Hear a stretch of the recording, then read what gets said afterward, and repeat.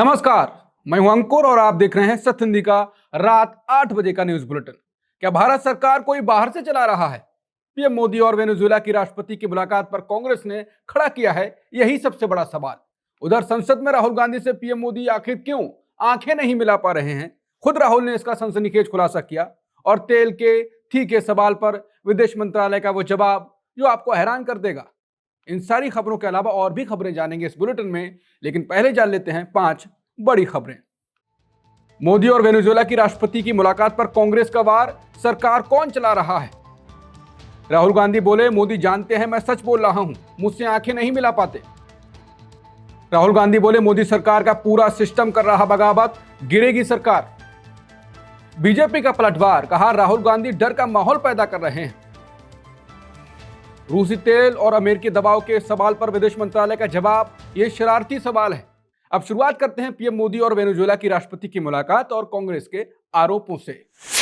PM Modi ने राजधानी दिल्ली के हैदराबाद हाउस में वेनेजुएला की कार्यवाहक राष्ट्रपति डेल्सी रोड्रिगेज से मुलाकात की। इस हाई प्रोफाइल बैठक में दोनों देशों के बीच व्यापारिक और राजनीतिक रिश्तों को मजबूत करने पर गंभीर चर्चा भी हुई। भारत इस समय वेनेजुएला से भारी मात्रा में कच्चे तेल की खरीदारी की बढ़ाने की तैयारी में है। हालांकि इस पर कांग्रेस नेता सुप्रिया श्रीनेत ने कहा, अभी कुछ ही दिन पहले अमेरिकी विदेश मंत्री मार्को रूबियो ने ऐलान किया था कि वेनेजुएला के राष्ट्रपति भारत का दौरा करेंगे ताकि ऊर्जा से जुड़े मुद्दों पर चर्चा की जा सके। और देखिए, वो यहाँ पर हैं भारत की 5 दिवसीय यात्रा पर और मोदी जी खुद उनका स्वागत कर रहे हैं। इस सरकार को आखिर चला कौन रहा है?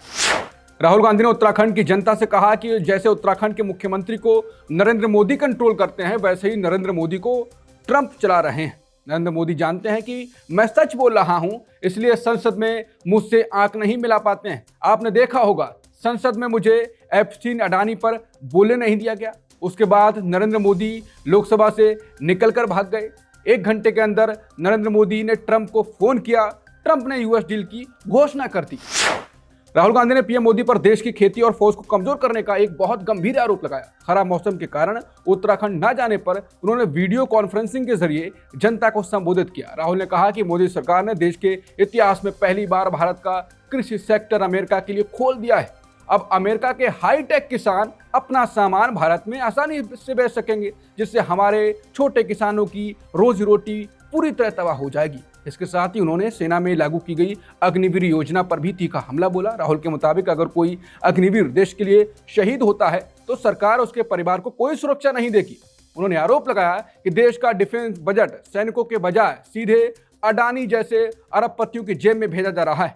यही नहीं, राहुल ने अमेरिकी राष्ट्रपति ट्रंप के उस पुराने दावे का भी जिक्र किया जिसमें ट्रंप ने पीएम मोदी को फोन कर युद्ध रुकवाने की बात कही थी। राहुल के मुताबिक राहुल गांधी ने कहा कि हमारी फौज ऑपरेशन सिंदूर में पाकिस्तान से लड़ी। इस बारे में ट्रंप ने कई बार खुलासा किया है कि मैंने मोदी को फोन कर बंद करने की को कहा था युद्ध को। इसके जवाब में नरेंद्र मोदी ने उनसे कहा यस सर, और फिर युद्ध रुक गया। अब सवाल है, अगर ये सेनाओं के साथ धोखा नहीं तो फिर क्या है? ये राहुल गांधी ने सवाल उठाया।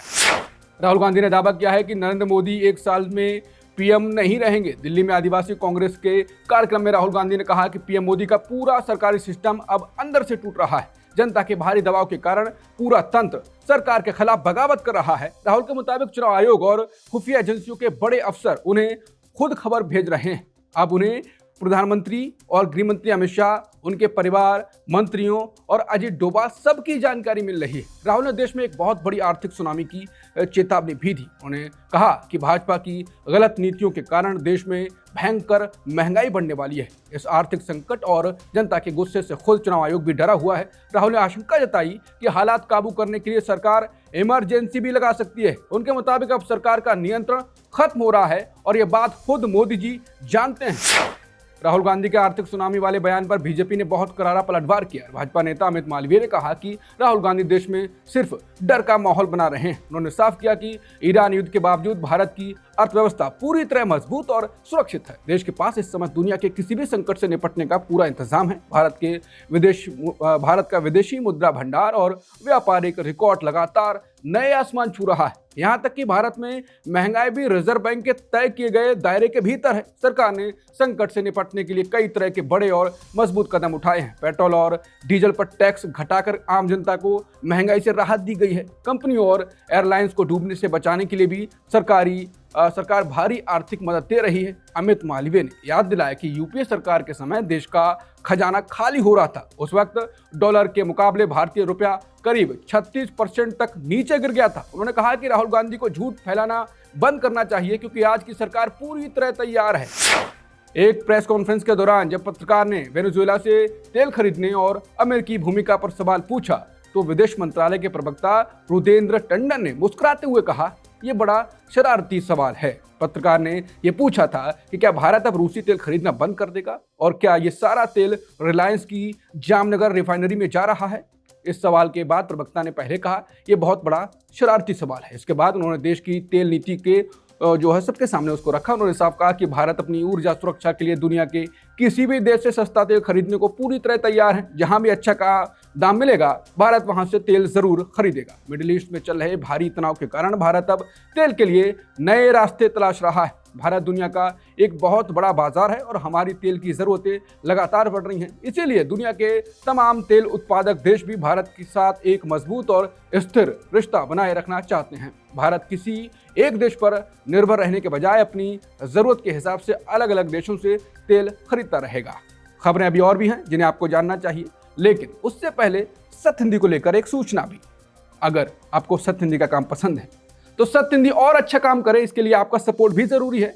और इसके लिए आपको कुछ बड़ा नहीं करना है, बस सत्य हिंदी का एक ऐप है, उसे डाउनलोड करने, जिससे आप ये बुलेटिन, दूसरे वीडियोस और खबरें एक ही जगह देख सकेंगे और पढ़ सकेंगे।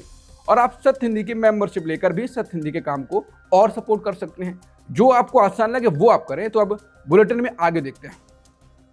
इंडिया गठबंधन की बैठक में शामिल नहीं होगी डीएमके। क्या भाजपा के संपर्क में है टीएमसी के 20 सांसद? बदल सकते हैं पाला। देश की पहली डिजिटल जनगणना में डेटा बदलने का खेल। और कम योग्यता वाली सरकारी नौकरियों पर सुप्रीम कोर्ट का बड़ा फैसला। विपक्षी इंडिया गठबंधन की 8 जून को दिल्ली में होने वाली बैठक से डीएमके ने खुद को अलग कर लिया है। पार्टी का कहना है यह फैसला कांग्रेस के रवैये से आहत अपने कार्यकर्ताओं की भावनाओं का सम्मान करने के लिए लिया गया है। दरअसल विधानसभा चुनाव के नतीजों के बाद से ही डीएमके के कार्यकर्ता कांग्रेस की हरकतों से खुद को ठगा हुआ महसूस कर रहे हैं। डीएमके कैडर का साफ आरोप है कि कांग्रेस पार्टी ने उनके साथ बहुत बड़ा विश्वासघात किया है। इसी धोखे और नाराजगी के कारण जमीनी कार्यकर्ताओं में कांग्रेस के खिलाफ भारी गुस्सा देखा जा रहा है। बंगाल विधानसभा में 60 विधायकों की बगावत के बाद अब संसद में भी टीएमसी के 20 सांसद भाजपा के संपर्क में हैं, जिससे ममता बनर्जी की पूरी पार्टी टूटने की कगार पर है। सूत्रों के मुताबिक रिपोर्ट आ रही है कि ये सांसद बहुत जल्द पाला बदलकर ममता बनर्जी को दिल्ली में एक और बड़ा झटका दे सकते हैं। संसद के दोनों सदनों को मिलाकर टीएमसी के पास कुल 41 सांसद हैं। अगर इन सांसदों ने पाला बदला तो संसद और विधानसभा में दोनों में ममता बनर्जी का प्रभाव बहुत कम हो जाएगा। विपक्ष में भी बंगाल विधानसभा में 60 विधायकों ने बागी होकर पहले ही ऋतुव्रत बनर्जी को अपना नया नेता चुन लिया है। विधानसभा स्पीकर ने भी ऋतुव्रत बनर्जी को नेता विपक्ष के तौर पर अपनी मंजूरी दे दी है। इस बगावत के बाद अब ममता बनर्जी के सामने महाराष्ट्र की तरह अपनी पार्टी का नाम और चुनाव चिन्ह बचाने की सबसे बड़ी चुनौती खड़ी हो गई है। बंगाल की पूर्व मुख्यमंत्री और टीएमसी की मुखिया ममता बनर्जी के खिलाफ पश्चिम बंगाल में एक पुलिस शिकायत दर्ज कराई गई है। कोलकाता हाईकोर्ट की एक महिला वकील ने सिलीगुड़ी साइबर थाने में यह मामला दर्ज कराया। वकील का आरोप है कि ममता बनर्जी के बयानों से देश की संप्रभुता और कानून व्यवस्था को बड़ा खतरा है। उन्होंने अपनी शिकायत में ममता बनर्जी के हालिया बयानों का पूरा ब्यौरा दिया। उनका आरोप है कि ममता बनर्जी ने चुनाव आयोग और सेना जैसी संवैधानिक संस्थाओं पर झूठे आरोप लगाए। यही नहीं, उन्होंने भारत सरकार की छवि को दुनिया के सामने खराब करने की कोशिश की। आरोप है कि कोलकाता में 2 जून को हुई एक रैली में ममता बनर्जी ने एक बेहद गंभीर दावा किया था। उन्होंने भारत सरकार और केंद्रीय गृह मंत्री अमित शाह को बांग्लादेश में हुई एक राजनीतिक हत्या से जोड़ दिया था। उन्होंने कहा था कि उन्हें गृह मंत्रालय की कुछ बेहद गोपनीय बातचीत की जानकारी है। इसी बयान को आधार बनाकर अब वकील ने उनके खिलाफ कानूनी कार्रवाई की मांग की है। कर्नाटक कांग्रेस के नए अध्यक्ष बीके हरिप्रसाद ने कुर्सी संभालते ही एक बड़ा बयान दे दिया। हरिप्रसाद ने नेताओं से कहा उन्हें सत्ता और पद चाहिए, वो मुख्यमंत्री डीके शिव कुमार के पास जाएं, लेकिन जो लोग कांग्रेस पार्टी को मजबूत करना चाहते हैं वो मेरे पास आएं। उनके इस बयान के बाद कर्नाटक कांग्रेस के अंदरूनी गुटबाजी खुलकर सामने आ गई। हालांकि बाद में उन्होंने सफाई भी दी। उन्होंने कहा कि उनके बयान का गलत मतलब निकाला गया। उन्होंने कहा कि सरकार और संगठन दोनों को मिलकर अपनी जिम्मेदारियां संभालनी होंगी। 71 साल के हरिप्रसाद को बुधवार को ही कर्नाटक कांग्रेस का नया अध्यक्ष बनाया गया है। वो राज्य के कद्दावर पिछड़े वर्ग के नेता हैं और उन्होंने डीके शिवकुमार की जगह ली है।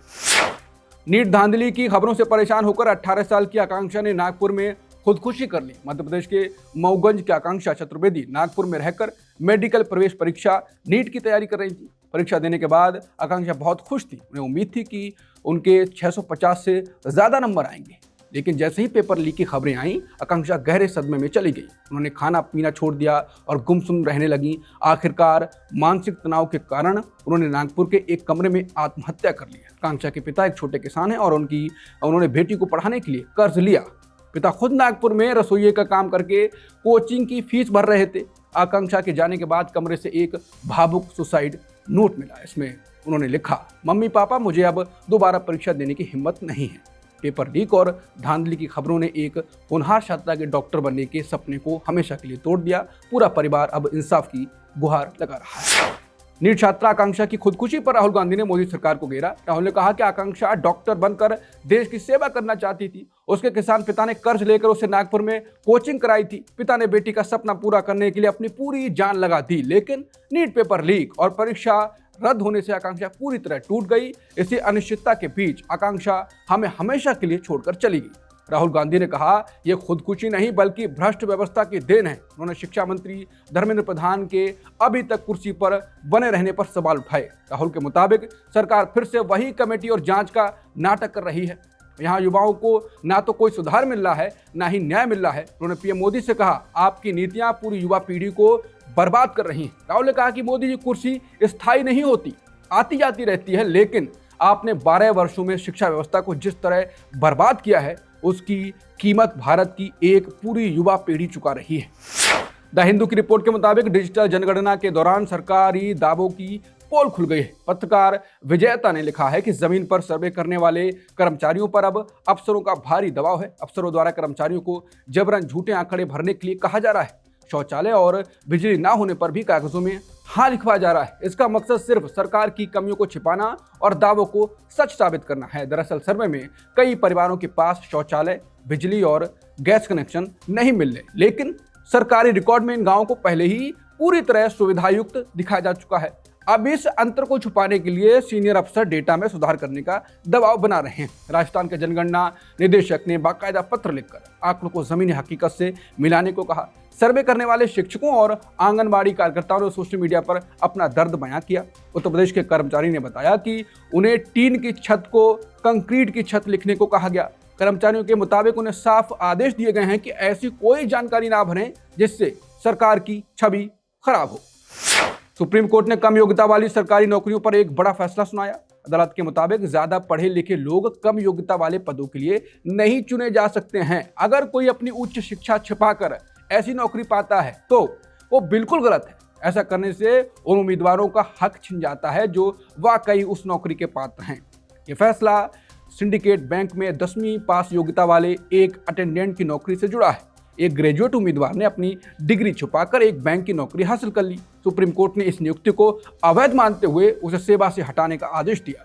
अदालत ने साफ किया कि कम पढ़े लिखे लोगों को भी रोजगार का बराबर मौका मिलना चाहिए।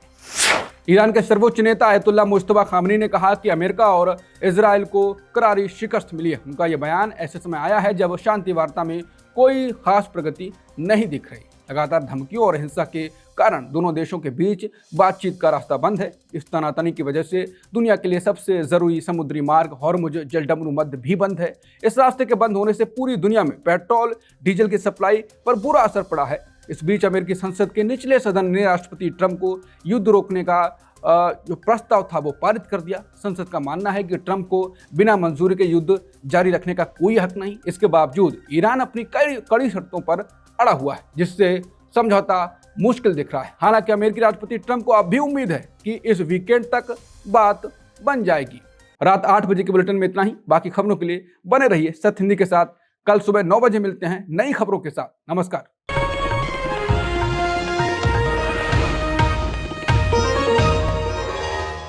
Copyright disclaimer under Section 107 of the Copyright Act 1976. Allowance is made for fair use for purposes such as criticism, comment, news reporting, scholarship, and research. Fair use is a use permitted by copyright statute that might otherwise be infringing.